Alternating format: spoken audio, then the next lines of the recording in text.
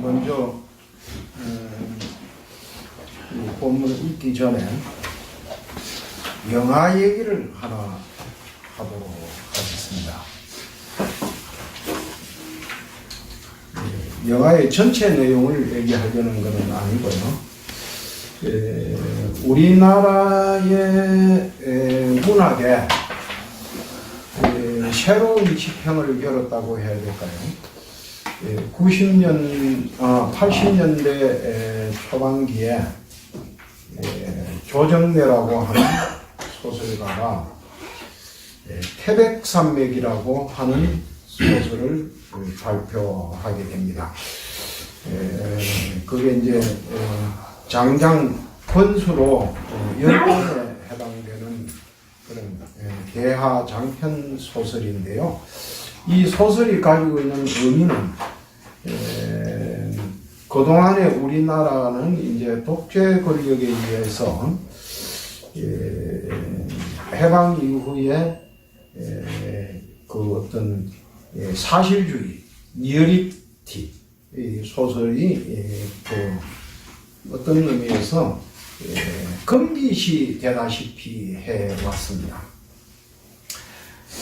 그 리얼리티 소설이 전혀 없는 것은 아니에요. 없는 건 아닌데 이제 일방적으로 천편일률적으로 무슨 방공소설 스타일의 그런 것이 만들어졌죠.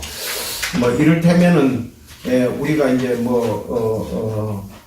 80년대 이럴 때 보면은 연속극에 북한 김정일을 주인공으로 하는 그런 무슨 연속극도 있고 그랬잖아요.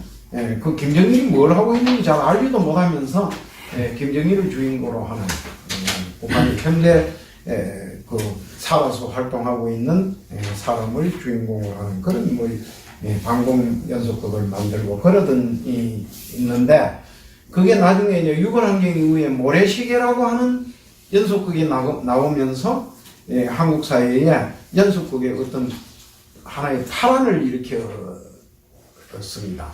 그는 모래시대 연속극을 보신 분들은 익히 잘 짐작하지만은 이제 그게 막 삼천교육대 주인공 거기에 그 이름 뭐이고 최민수인가요? 그 사람 최민수인가 하는 그 배우가 이제 아주 거기서 열연을 했죠. 하는 그런 것이 있었듯이 그 전에 유골환경 이후에 어떤 의미에서는 유골환경을 이끌어내는데 문학이 조금 중요한 역할을 했다고도 볼 수 있는 그런 소설이 태백산맥이라는 소설입니다. 한 일화를 얘기하자면 내가 그 태백산맥이 나왔을 때 절에서 태백산맥을 이렇게 보다가 마루에 앉아서 보다가 그 마루 끝에다 이렇게 책을 놔두고 잠시 방에 들어갔다 나온 사이에 어떤 사람이 그걸 봤어요. 그러니까 이 사람이 그 안에 내용을 그 짧은 시간에 읽었다 이런 뜻이 아니고 책 제목만 본 거죠. 그럼 나한테 시비를 거는 거예요. 이제 왜 산중에 사는 스님이 이런 불온한 서적을 보냐고. 그리고 경찰서에 신고를 했어요. 그러니까 그걸 읽는 것조차 그냥 내가 파출소 갔다 왔다니까요. 그 당시 그런 시대를 80년대에 우리가 이제 살았으니까 이 소설이 가지고 있는 어떤 파란이 얼마나 거셌겠어요. 그 보수 단체라고 하는 그리고 정부에서 이 사람 그 소설을 못 쓰게 하도록 하기 위해서 막 재판을 걸고 별 수단을 다 쓰고 그래가지고 자고 나면 맨날 태백산맥이 어떻게 하면 뉴스가 나올 정도로 그런 유명한 소설이었습니다. 그런데 이제 그래서 그 소설 이후에 이제 우리나라가 근자에 와서 외국에 가서 굉장히 큰 상을 받았다고 하는 소녀가 온다네 읽어보지는 않는데 우리 병원사에 돌아다니는데 이제는 내가 소설을 읽기에는 좀 나이가 들었다 이런 생각이 들어 잘 안 읽는데 채식주의자 이런 소설들이 이제 5.18을 주제로 하는 그런 리얼리티 소설이라고 하는 건데, 하여튼 그런 후에 이제 이런 좋은 소설들이 많이 나오기 시작했죠. 그러면서 이게 얘기가 나왔으니까 이건 오늘 주제는 아닌데, 하나 책을 소개할게요. 한 2시간이면 다 읽을 수 있는 만화책이 있습니다. 만화책. 아니, 근데 어디 기사에 떴는데 보니까 그 만화책을 복간한다고 그러더라고요. 오한강이라는 만화책이 있습니다. 오한강. 작가는 허영만이라고 하는 사람인데요. 이 태백산맥보다 더 리얼리티가 좋고, 아주, 우리 근대사를 통과하는, 그러니까, 그 일정 말기에서부터 출발해서 해방정국을 거치고, 그 6월 항쟁까지의 그 민족의 대하 스토리를 하나의 만화에 담아낸 건데, 소설로 하면 한 것도 안 될 거예요. 그건 그 만화니까. 좀 5권짜리 만화예요. 그건 길지도 않아요. 그 만화책 자체가. 그런데 아주 감동적인 그런 만화입니다.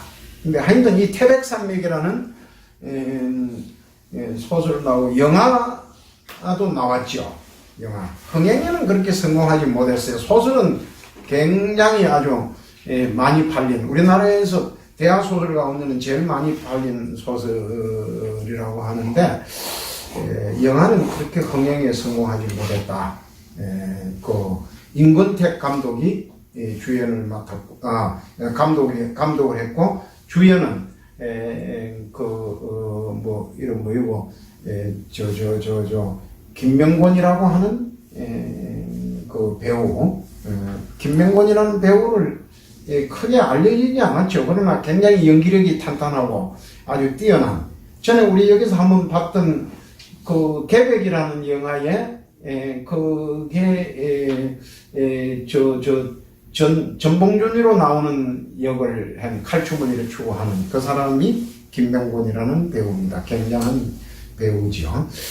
그 배우가 주인공으로 나오는 그런 태백산맥입니다. 근데 거기에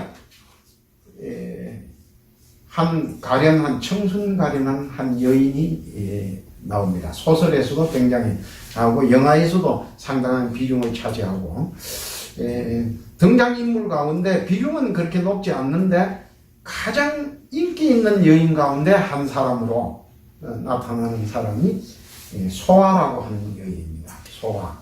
힐소 꽃화. 흰 꽃이라는 뜻인데 뭐냐? 밭꽃. 요즘은 밭꽃을 보기가 어렵습니다만 우리들 어릴 때는 호박꽃과 더불어 신동촌에서 가장 흔하게 볼 수 있는 꽃이 밭꽃인데, 이 밭꽃은 밤에 피어요. 참 묘한데, 밤에 피는데 호박꽃하고는 달리 하얗게 피면서 굉장히 달빛을 받아가지고 아주 묘한 분위기를 연출하는 그런 아름다운 꽃이라고 보시면 되겠어요. 그런데 그게 진짜 소화라는 무당이, 그 무당의 이름이 뭐 소화였는지 저는 모르겠는데, 조정래의 그 문학적 솜씨를 유감없이 발휘하는 것이 소화라고 하는 여인이 등장하는 대목에서 아주 멋지게 등장하고 그런다고 해요. 그래서 지금 현재 그 벌교 쪽에 가면 그 태백산맥의 문학 그 기념관이 아마 만들어져 있다는데 저는 가보지 못했습니다. 그런데 거기에서 당연 인기는 소화라고 그런다 그래요. 그런데 이 이제 소화라는 무당이 등장하는데, 이 자기 어머니도 이제 무당이죠. 무당이면서 이제 그 딸도 무당이 된 거죠. 무당이 됐는데, 이 무당의 집에 그 업에서, 그 벌교를 하는 업에서 그게 이제 아주 그 벌판이 넓은 지역이니까 아주 대지주들이 많이 있는데, 그 중에서 술도가를 하는, 아주 부잣집이 있었어요. 그 부잣집 아들 정하섭이라고 하는 사람이 소아의 집으로 이제 잠입해 들어옵니다. 외딴 곳에, 무당의 집은 외딴 곳에 있잖아요.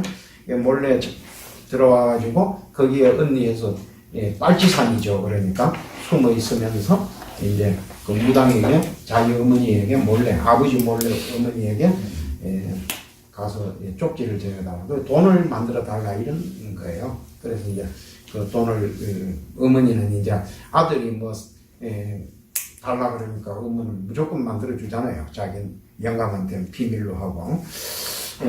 그런 이제 장면이 연출되는데, 그런 근데 이제 내가 여기서 얘기하려고 하는 것은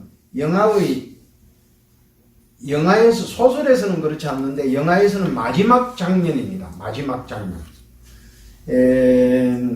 강동기라고 하는 사람인데, 자기가 그 이름 뭐이고 그 아내가 억울하게 죽었어요. 그 스토리를 다 얘기하면 복잡한 스토리가 많이 있는데요.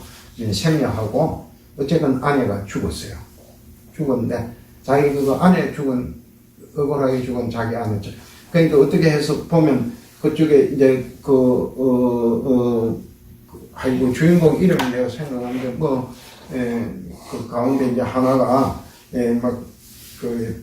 난리통이니까 이제 강간도 당하고 뭐 저게 그렇게 된 거예요. 이제 그래가지고 이제 자살을 해서 죽었는데요. 이제 꿈에 보여서 나 도저히 견딜 수가 없다. 이제 이래 되는 거예요. 꿈에 보여서. 그 구슬 좀 해서 원혼을 달래달라. 근데 왜 이 얘기를 꺼내느냐.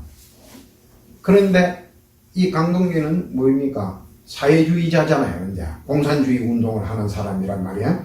그러면 이 무당의 푸닥거리 같은 거 이런 것은 절대적으로 그거는 미신이고 그는 타파돼야 할 대상이지.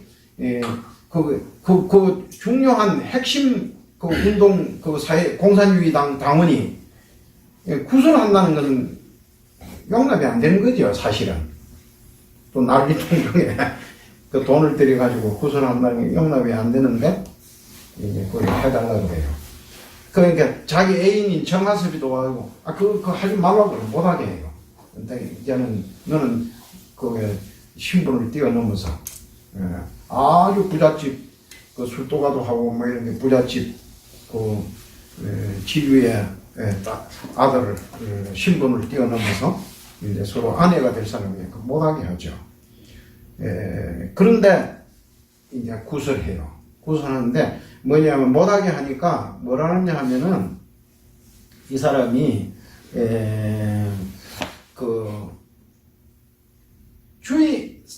당신들이 생각하는 왜 공산주의를 하느냐, 소아가 묻는 거예요. 왜 공산주의를 하느냐. 결국은 당인들이 공산주의를 하는 게, 나는 공산주의가 뭔지도 모르고 나는 무슨 민주주의가 뭐이고 자본주의가 뭐인지 모른다. 그렇지만 결국 사람을 위한 거 아니냐. 사람을 위한 거. 근데 내가 사람을 위해서 죽은 사람이 지금 현재 꿈에 보여가지고 저는 그거 하니까 억울하게 죽은 사람이 원혼을 달래주고 딱 하는데 그걸 왜 못하게 하냐. 이런 거예요. 그래 구설하는 거야. 구설하면서 거석을 하는데 억울하게 죽은 사람들은 그 공산당원들이나 이쪽에 또 이제 거석당원이라 막 전쟁에서 한쪽엔 총이 쏘고 막 하나는 피난 가고 한쪽엔 또 쳐들어오고 그런 중에 구설해요. 하는데 그 구소리를 들으면서 김범우라고 하는 사람이 그 지식인으로 나오는 근데 소설에서는 그 사람이 나중에 불구자가 되는 걸로 나오지만 영화에서는 거기까지는 아니고 이제 그 아주 부잣집 아들 지식인 일본까지가 유학까지 하고 온 그런 지식인으로 나오죠. 그 배우로서는 그 안성기가 나오는데요. 그걸 그 소리를 탁 들으면서 이제 해상을 하는 거지. 이제 정말 이게 뭐냐, 이게 사람을 위하자 하는 건데 왜 사람을 죽이느냐. 이제 이런 해안에 빠지는 그런 게 나와요. 그 뒤에 보면은. 그래서 임권택 감독이 보여주고자 하는 것도 사상과 이념이라는 게 뭐냐. 우리는 사상과 이념 속에 이념을 하나의 도그마화하면서 그 함정에 빠져 있다.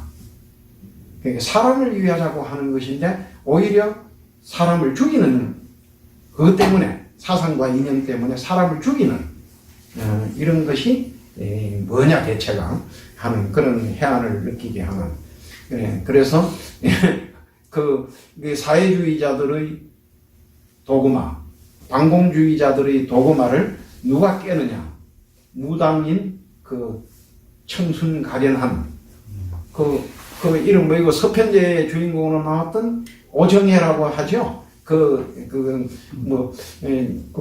지금도 뭐 그래 청순 가련하게 보이는 거 어쩌는 모르는데 그 당시에는 아주 인기도 있었고 아주 그런 소리도 잘 하잖아요.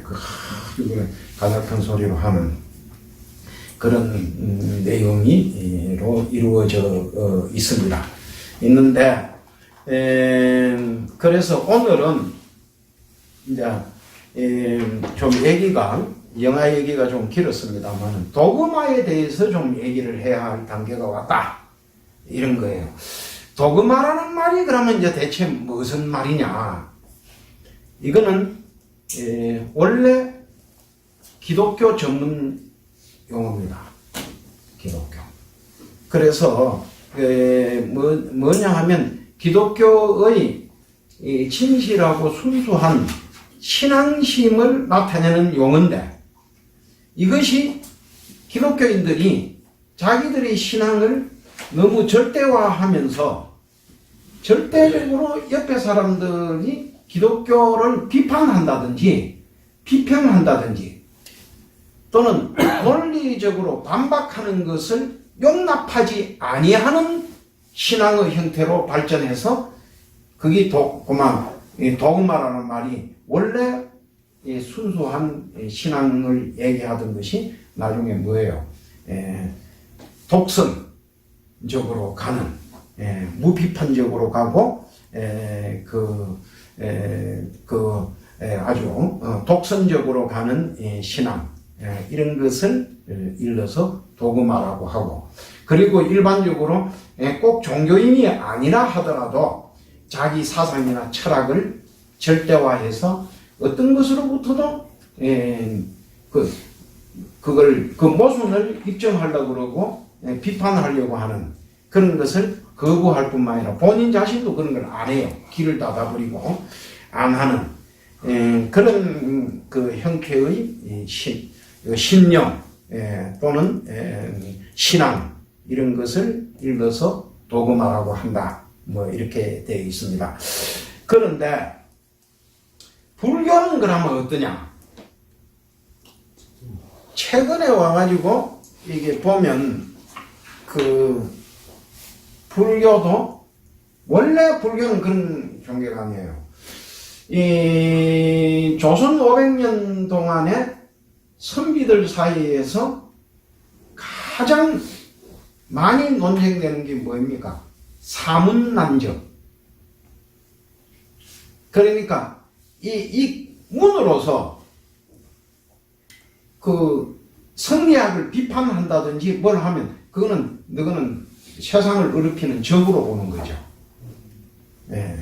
뭐 삿된 뭐 이런 게 아니에요. 사문이라 하는 거는 그냥 다른 뜻이 없습니다. 글이다 이런 뜻이에요.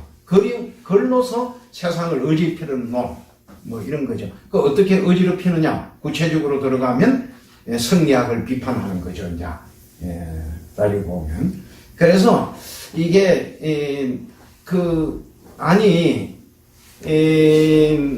오늘날 이제 대한민국에 안동이라고 하는 지역이 있는데 그 안동을 대표하는 인물 이 태계잖아요. 태계. 그 태계에서 학봉 김선일이 나오고 또 저쪽에 이름이 뭡니까? 무슨 유성룡 이 나왔는데 그래 그 사람들이 지금도 안동에 가면은 거대한 자기들의 그 어떤 것을 집단을 형성해서 아주 굉장하죠. 한데 이 사람들이 그래가지고 사화를 끊임없이 일으키고 이 충청도를 대표하는 이 송시열이라는 사람이 또 그게 중앙에 서 있는 사람이에요. 아주 참 고약한 그 학자 가운데 한 사람입니다. 그런데 불교는 그런 시비가 없어요. 기독교는 지금도 한국 기독교에 있어서 가장 중요한 문제가 뭐입니까? 이단이잖아요. 이단. 그래서 아무리 무슨 거성한 놈도 이단으로 몰리면 그냥 끝나는 거예요. 그래서 중세에는 이단으로 몰리면 완전히 화형시켜버리고 지난번에도 내가 잠깐 얘기를 했습니다만 살아있는 채로 무슨 수술할 때 모양으로 마취를 한다든가 이런 게 아니고 살아있는 사람의 살을 가죽을 벗깁니다. 이단으로 몰리면 중세에는 그랬어요. 그 가죽을 벗기 가지고 그 사람의 가죽을 말려서 그걸 잘 그거 하는 법이 있어요. 그런데 우리가 지금 안 해서 그렇지 소가죽이 있고 돼지 가죽이 있고 개 가죽이 있고 막 가죽 짐승의 가죽으로 가지고 몰린다 하잖아요. 사람 가죽이 제일 질기다는 거 아니에요. 이게 왜 그렇겠어요? 털이 보호하는 게 없이 우리가 피부를 유지하려고 그러면 어떤 동물보다도 이게 가죽이 좋아야 돼요. 가죽이. 악어 가죽보다 더 좋은가 그런데 잘 모르겠는데. 하여튼 그래가지고 이건 빗겨서 그걸로 가지고 책에 갈피를 만듭니다. 책갈피를. 그 책을 제본하는데 그 책이 지금도 국본이 이런 걸로 지정돼서 지금 박물관에 있어요. 나도 그 속에 가서 박물관에 가서 봤어. 그 사람 껍질로 했다 하는 그게. 그리고 그 책으로 봐서는 그게 특별한 표시는 없더라고 보니까요. 느낌이 오는데, 그거 성경을 껍질로 만들어요. 이거는 참 종교가 아니죠. 이래 되면은 이제 이게 참 심각한 문제란 말이에요. 그렇게 지금도 끊임없이 이단이 나오고 또 나와도 그게 참 고약한 이단들이 나와. 그쪽에서는 보면은 우리나라의 근대사락하는 그게 기독교의 현대사라고 하는 우리도 보면 무슨 오대양 사건 박태선 사건 또 무슨 사건 수없이 많은 그런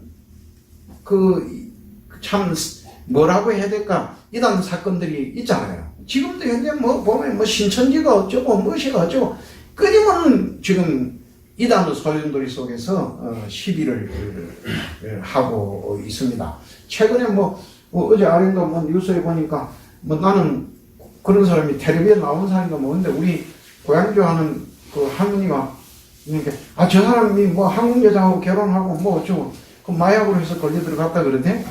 그런데 그 사람이 뭘 하느냐 한국에서는 이단으로 취급하는 아니 뉴스에 나와서 내가 봤어요. 몰몬교라고 하는 그 교를 전도하러 온 사람이라 그래요.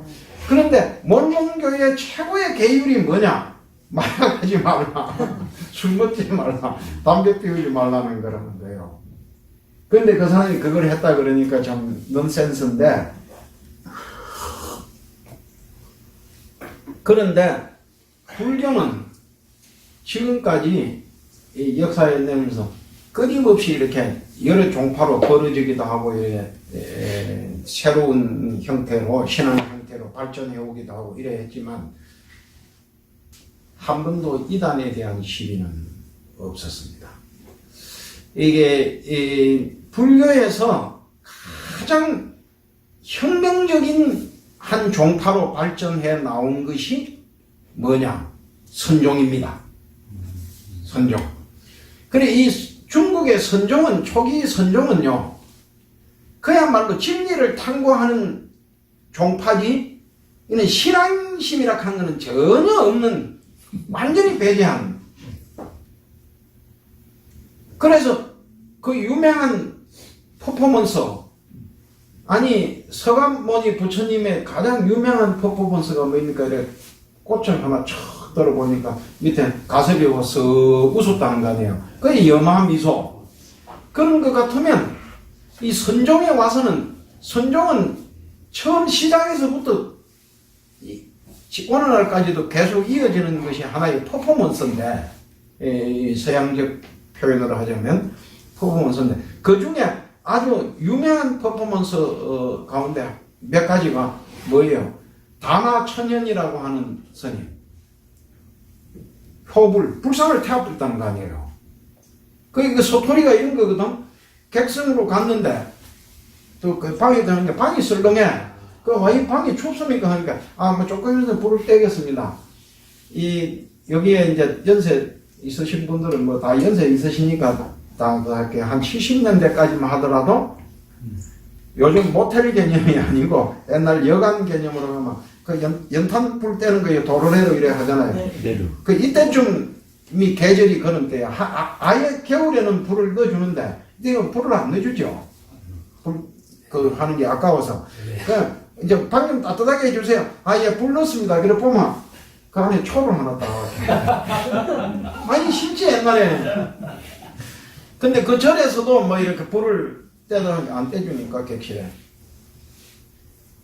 그 단야 천연 스님이 법당에 올라가가지고 또 불상을 또 끌어내서 도끼로 짜게 가지고 불을 뗐다는 거 아니에요. 이게. 나 그래서 내가 그 중국에 배낭여행 갈 때 그 절이 이름이 다마선사라고 하는 절이 있어요. 그 절에 내가 갔습니다. 자인데 절이 어마무시하게 크더라고.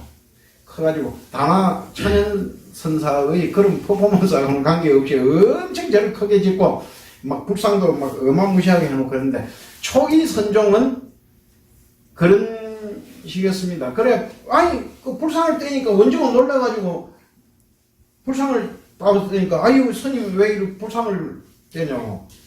그러니까 우락부락하게 생겼단 말이죠. 뭐 하면 거기 가게소에 가서 두들 패지. 예, 그런데 다나 천연스님이 언제 기세가 등등했는지 그러지는 못하고 왜 그러냐 하니까, 불상을 태워서 사리를 얻으려고 그런다고. 그러니까 목불을 태워서 무슨 사리가 나옵니까? 네, 이랬단 말이에요. 그 사리도 없는데 무슨 불상이냐? 이게 선종 얘기가 나오니까 하나만 얘기할게요. 오늘 뭐 본문은 아니고 자꾸 그 도그마라 하는 걸 내가 얘기하려고 그러는 거예요. 도그마. 이게 스님들이 법당에 새벽에 예불 모신다고 많은 스님들이 법당에 모여가지고 부처님을 위해서 아주 장엄하게 예불을 모시고 있는 거예요. 해인사나 저런 큰 통도적인 큰 절에 가면 수백 명의 스님들이 아침에 새벽에 그 고요한 시간에 대향이라 하면서 뭐 하면 그 덜을 합창하는 게 덜을만 하거든. 근데 어제 안에도 행자란 놈이 돌아다니면 다 스님들인데 법당에 뚝뚝 돌면 부처님 앞에 또 가고 그 부처님 쪽으로 춤을 탁 뱉어 부르는 거예요. 그런 스님들이, 거기 있는 스님들 다 기겁을 했을 거 아니에요?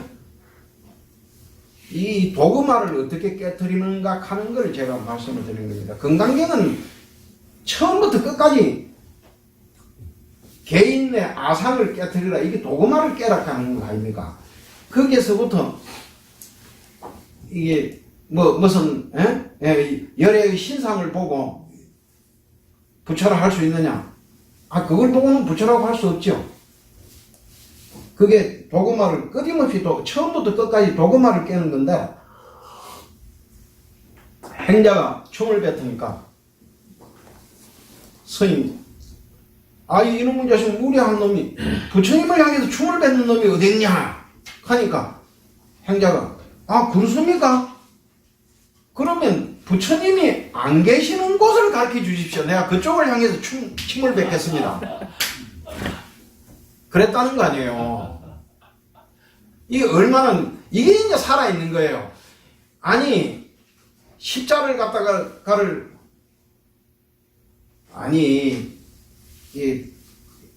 우리나라에서도 그런 게 있었지만, 일본 같은 데서, 독고가에 와서, 이 기독교를 허용했다면 큰일 나겠구나. 나라가 망하겠구나. 그래서 그걸 이래, 우리나라는 그런 거 보면 점잖은 겁니다. 수십만 명을 죽였는데, 그래 할 때 어떻게 하면 십자가를 갖다 이래 놓고, 그걸 밟고 지나가라는 거예요. 그걸 못 밟으면 기독교인이 죽이죠. 아니, 똑같은 거 아니에요. 십자가 아이디 어딥니까? 아니, 예수님이 안 계신 데가 어디 있어요, 이게 세상에? 하나님이 안 계신 데가 어디 있고, 왜 특정한 방향에 하나님이 있고, 특정한 방향에 뭐가 있다고, 이게 좀 웃기는 넌센스 아니냐 말이에요. 이게. 그래서 스스로 뭐 성경이 절대화, 교회 안에서만 구원이 이루어진다. 아니, 그런 논리가 어디 있어요? 이 세상 철이 넓은데 어떻게 좁은 그 교회 안에서 그게 구원이 이루어진다고 한다는 그 자체가 하나의 참 넌센스예요. 웃기는 거란 말이에요. 그러니까 이런 걸 여지없이 때리 부수는 이게 이제 그런 도구마에 갇히면 망하는 겁니다. 그래서 어떤 의미에서 보면 이런 도구마 속에 갇혀 있는 불교도 도구마에 갇혀 있는 것만큼 망하는 겁니다. 또 기타 다른 무슨 특정 기독교만 예를 들어서 얘기하는 건 좀 이상하긴 하나, 만약에 그 사람들이 그런 도구마에 갇혀 있다면 거기에 갇혀서 망하는 거예요. 그래서 스스로 도구마에 갇혀서 자기 스스로를 망치고 피를 토해 죽은 사람의 이야기를 한번 읽어보도록 하겠습니다. 피를 토하고 죽은 산자야. 어디요?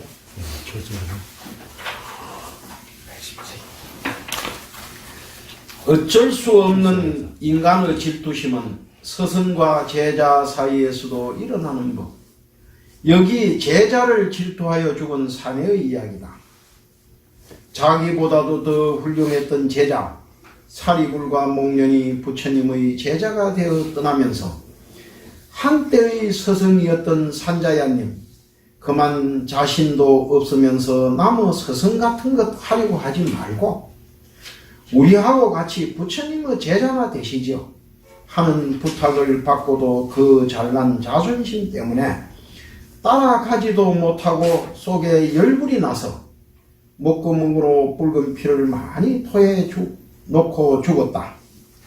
그도 그럴 것이 그의 수백 명 제자들도 사리불과 목련을 따라 부처님의 제자로 가버리니 산자야는 일시에 혼자 남은 외톨이가 되었다. 비단으로 된 새 옷을 주면서 갈아입으라고 해도 다 떨어진 누더기를 벗어버리지 못하는 것처럼 산자야 그는 안타까운 사람이었다. 오늘날에도 잘못된 가르침이나 잘못된 신앙을 가지고 있으면서도 그것을 버리지 못하는 사람들을 볼 수 있다. 마치 강한 접착체에 붙은 것처럼 세상에서 가장 어리석은 사람은 잘못된 길을 가면서도 그것을 버리지 못하고 올바른 가르침을 받아들이지 못하는 사람이다. 이 산자야라는 사람이 이제 이 바라문 계통의 이제 사람인데요. 참 시대에 뛰어난 천재. 그러니까 이 불교라는 종교가 등장하면서 서가모니가 교주고 이 불교를 창시한 사람이지만 그 제자 가운데서는 가장 뛰어난 두 사람이 있는데 그 사람이 누구냐? 사리불과 목련이라는 사람입니다. 근데 이 두 사람을 제자로 가졌던 사람이니까 이 사람은 굉장한 세력을 가졌던 사람이에요. 그런데 어느 날 목련과 사리불이 그만 서가모니한테로 기해서 간 거예요. 이 사람은 뭐예요? 스스로 나중에 이제 이 목련과 사리부를 얘기할 때 따로 얘기하려고 중요한 얘기를 좀 빼놓은 게 있습니다. 있는데 그 둘이는 친한 친구거든요. 사리불이 한 2살인가 더 많아요. 많고 목련이 적은데 뭐냐면 야 우리는 지금 비록 이 산자연 밑에서 우리가 익하고 있지만 우리가 이게 최고의 진리를 우리가 구하는 사람들이지 뭐 이 양반 밑에서 이 양반 가르쳐 주는 거 이걸로 만족할 우리가 아니지 않느냐. 그 언제든지 정말 훌륭한 진리를 가르치는 궁극의 진리 이런 걸 가르쳐 주는 분이 계시면 네가 먼저 들으면 나한테 빨리 전해주고 내가 먼저 들으면 너한테 빨리 전해줘서 우리 둘이 막 확 뛰어가서 그분의 제자가 되자. 이래 서로 약속을 해놨어요. 그래가지고 그래 확 가버린 거예요. 가니까 저렇게 훌륭한 천재적인 저런 뛰어난 저런 성자가 저를 가시는데 우리는 뭐 망설일 게 뭐 있노? 그만 다 따라가 버렸어. 그 밑에 있는 제자들이. 그래가지고 산자가 혼자 남으니까 저렇게 뛰어난 놈들이 나 밑에 있다가 저렇게 가니까 이거 무슨가 이게 보통 일이 아니구나. 이거 훌륭한 사람이 나타났구나. 나도 뛰가자 하고 자기도 뛰갔으면 되는 거야. 뛰어가고 달려가서 부처님의 제자가 됐으면 되는데 그 고집 아집을 못 버리고 그냥 있다가 한 2, 3일 속에서 자꾸 생각할수록 이 사람이 무슨 억울한 일을 당한다니까 뭐 화난 일을 당해도요 처음 딱 당할 때는 좀 감이 잘 안 옵니다. 하루 있다가 이틀 있다가 3일 확 올라와가지고 그냥 심한 경우는 그 자리에서 피를 토하게 되고 좀 며칠 있으면 암도 생기고 뭣도 생기고 뒤 잘 아는 나보다 선배 되는 스님인데 뭘 한다 하다가 구체적인 거 얘기하면 좀 그거 하니까 근데 뭘 하려고 출마를 했다가 떨어졌어.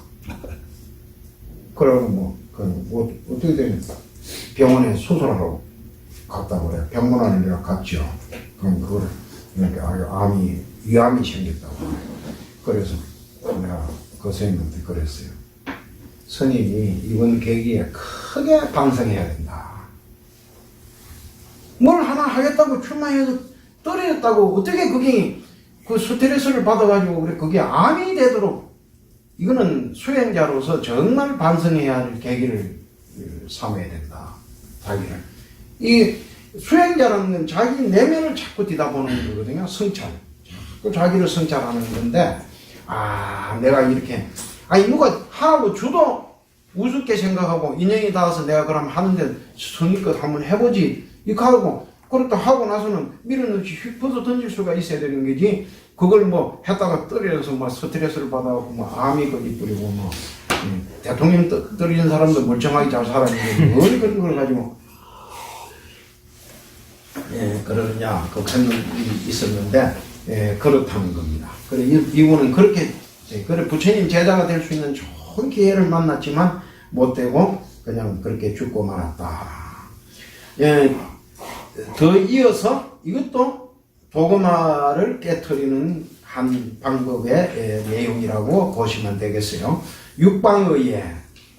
이제 하나의 경전 이름은 육방예경경이라고 하는 그런 경전으로 이렇게 압축되어 있는 것인데 거기서 내가 이제 나름대로 발췌해서 시로 만든 겁니다.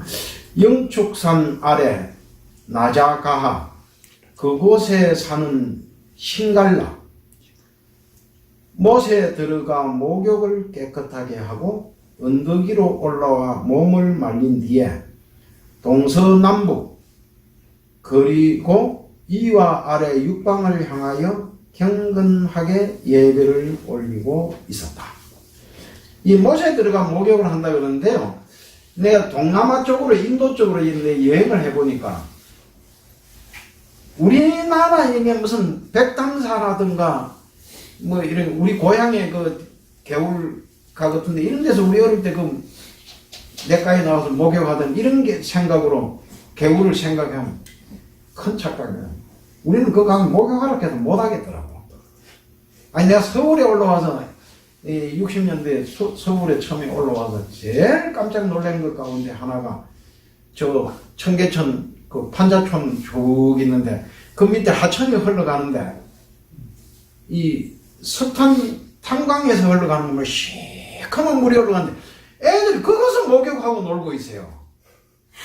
거기에서. 근데 보고, 아이고, 저런 물에 참 목욕을 할 수밖에 없는 게 서울이구나.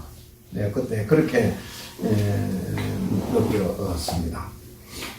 느꼈는데, 그게 이 인도어든데 이런 데 가면 목욕 깨끗하게 목욕했다 이거 하는데, 물론 우리가 못 본 깨끗한 물도 있긴 있을 거예요. 그러나 그 강이라 그렇더라 이런 소리입니다. 저 신갈라는 마음 자세가 제대로 되었구나. 그렇게 생각을 하신 부처님은 그에게 물어보셨다. 너는 무엇 때문에 6방향을 향하여 예배를 하느냐? 예, 그저 우리 아버지가 돌아가실 때에 그렇게 하라고 시켰습니다. 그렇다면 너 이리 와서 내가 시키는 대로 해보아라. 아니, 이 사람이 육방예경, 육방이라는 게 뭐냐 하면 동서남북 사방이 있잖아요. 그 사이사이로 하면 또 4개를 보태면 8방이 되잖아요. 그래서 그러고 상하로 하면 10방인데 여기서는 그게 아니고 6방이라 하는 건 뭡니까?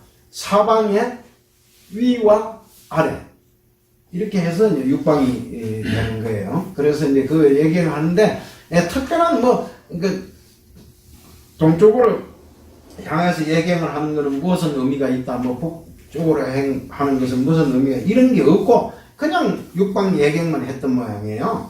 그래, 우선 나쁜 짓을 하지 않아야 하겠지. 방향에도 동서남북 4방향이 있는 것처럼 나쁜 짓에도 살생과 도둑질과 음행과 거짓말 등 4가지가 있다. 이런 짓을 안 하는 것이 목욕하여 몸을 깨끗하게 하는 것이고, 목욕을 하는 의미는 그런 것이 있다 이 소리죠. 나쁜 짓을 하지 않는 것을 몸을 깨끗이 씻으려면 그런 것을 하지 않는 것에 의미를 두고 몸을 깨끗이 씻거라 이런 뜻입니다. 그렇게 깨끗해진 몸으로 6방향의 예배를 하는데 동쪽은 나를 길러주신 부모님으로 생각하고, 그 동쪽으로 절할 때는 부모님께 예경하는 뜻이 하라.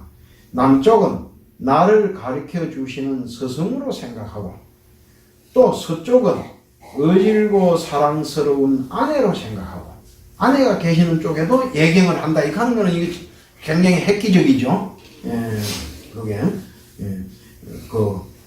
북쪽은 서로 의지하고 살아갈 친족들이라고 생각하고, 아래쪽은 나를 도와주는 후배요 직장의 충직한 부하들이라고 생각하고, 위쪽은 덕이 높은 스님들과 선배와 직장의 상사라고 생각하여 그들에게 일일이 고맙고 감사한 마음으로 하라.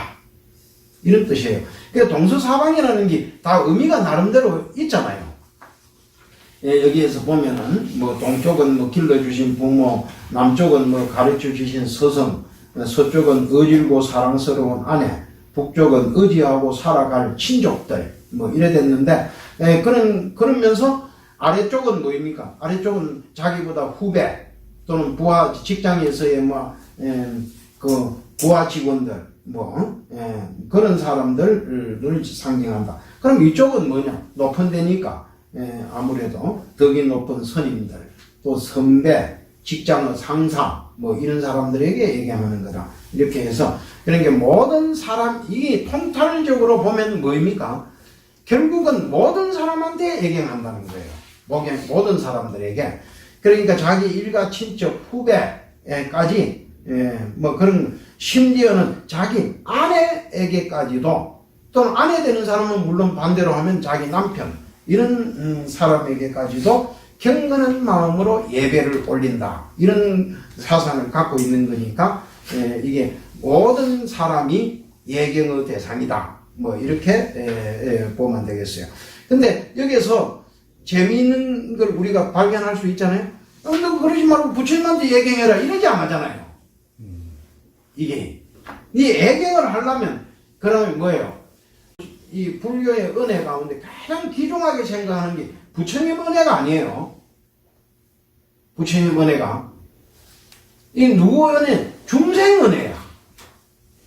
중생. 이걸 가장 제일 귀중하게 생각해요. 그래서 아니 스님들이 이렇게 또 공양을 하실 때 이러잖아요. 중생 은혜에 감사하잖아요. 무슨 중생 은혜입니까? 이 쌀이 내 입에까지 오는데 이런 사람이 수고를 했다. 그래서 농촌에 농사 짓는 땀 흘려서 농사 짓는 농민 또는 그걸 또 상인들이 사가지고 또 뭐 이런 도정을 하고 뭐 이래서 이렇게 그 유통 과정을 거쳐서 내한테까지 이리 와서 그래서 지금 부엌에서 밥하는 고향교 보살 뭐 이런 사람들이 다 수고를 아끼지 않고 해서 내 입에 이게 들어왔다 이거예요. 그 사람들에게 공양. 이거는 내가 참건 이 불교는 너무 위대하다 자꾸 이것만 강조하는 것은 미안하지만 다른 종교에서 일용할 양식을 하나님이 주셨다 그러지 농민이 나한테 줬다. 저 수많은 중생들이 수고해서 민중들이 수고해서 나에게 이걸 줬다. 그 은혜에 감사한데 이런 기도가 없잖아. 거기 보면요. 이거는 굉장히 놀라운 사상이에요. 아니 이 민중신학이라고 하는 신학이 있습니다. 이 민중신학은 이 지구상에서 어디에서 맨처음했느냐. 민중신학에 대칭되는 게 해방신학이라는 게 있는데요. 해방신학은 이 남미 쪽에서 만들어졌습니다. 남미. 미국이라는 나라가 거기에 투자를 해가지고 수없이 착취를 해가는데 거기에 성직자들이 새로 이거를 아니 연부돈 부자들이 착취해가지고 하면서 돈 많이 갖다 주잖아요. 교회에 성당에. 그러니까 그 사람들을 고맙다 하고 가난해서 연부돈 낼 돈도 없고 무슨 돈 낼 그석이 없는 농민들을 무시해온 거기에서 각성해갖고 나온 게 해방신학이에요. 우리나라의 민중신학도 그런 거거든.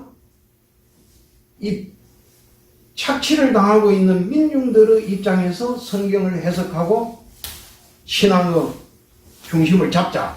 이게 이제 민중신앙인데 내가 그 사람들한테 그래. 민중신앙하는 내가 같이 이런 민주화운동도 하고 그런 사람들이 많잖아요. 그런 사람들이.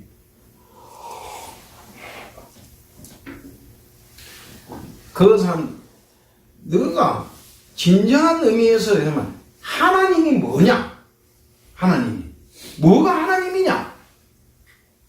이거부터 너희가 명확한 해석이 있어야 된다. 명확한. 아니 내가 가서 목사들 모인 초대받아서 내가 강의를 그냥 다시는 초대를 안 해버려. 그 뭐가 하는지. 바로 민중이 너가 정말 민중신학을 하면 민중이 하나님으로 알아야 된다. 민중을. 아니 조선시대에 문정왕후를 등에 업고 불교를 다시 중흥시키려고 했던 허흥당 보우라는 스님이 제주도에 기양 가서 매 맞아 죽었습니다. 그 스님이. 근데 그 스님의 사상을 한마디로 딱 거성한 게 뭐냐? 인적불이에요. 인적불. 사람이 부처다. 이거예요. 마음이 부처. 니도 마음 있고 나도 마음 있고 마음인데 이 관념적이다 이거예요. 이미 그 스님은 그 당시에 요즘 철학적 용어에서 관념론 이런 게 없었지만 딱 그 마음이 부처다. 사람이 부처다. 사람이. 그 사상을 이어받은 게 동학. 인내천이잖아요. 사람이 하늘이다. 똑같은 말이에요. 인적 불이라 하는 거나 인내천이라 하는 거나 똑같은 말이잖아요. 네, 이런 얘기를 하면서, 그래, 불교는 그렇게, 기독교는 그러면 이단이라 하면, 웃기고, 불교는 맨 역사가 그렇게 왔다. 중생이 부처다. 중생이. 그래서, 그게 하는데, 이게 이제, 여기 육방예경에도 그러잖아요. 여기 속에 있는 사람들한테 예배하라 그러지 부처님한테 예배하라 이게 없잖아요. 사방팔방을 다 돌아보면 이 세상에 감사하고 고맙지 않은 사람이 어디 있겠나. 상달라 그저 누구에게나 감사하라. 누구에게나. 만나는 사람마다 감사한 마음으로 예배를 하라. 모두가 그대에게 은혜롭고 고마운 분들이니라. 이 부처님 그 속에 있는 거 내가 뭐 이게 뭐 하나도 뭐 내 마음대로 임의대로 이렇게 쓴 거 아닙니다. 이게 그 속에 나오는 그러니까 우리가 앞으로 정말 그 부처님 앞에 가서 부처님께 예경하지 말라는 뜻이 아니에요. 부처님한테 예경하되 정말 아니 부처님한테 예경해가지고 어떻게 하라 합니까? 회양하라고 그러잖아요. 회양. 회양이라는 게 뭐예요? 부처님한테 예경해서 회양 휙 돌려서 뭐예요? 그 예경하는 마음이 민중 모든 사람에게 감사하는 쪽으로 가는 그런 예경이 돼야 회양이다 뭐 하는 뜻으로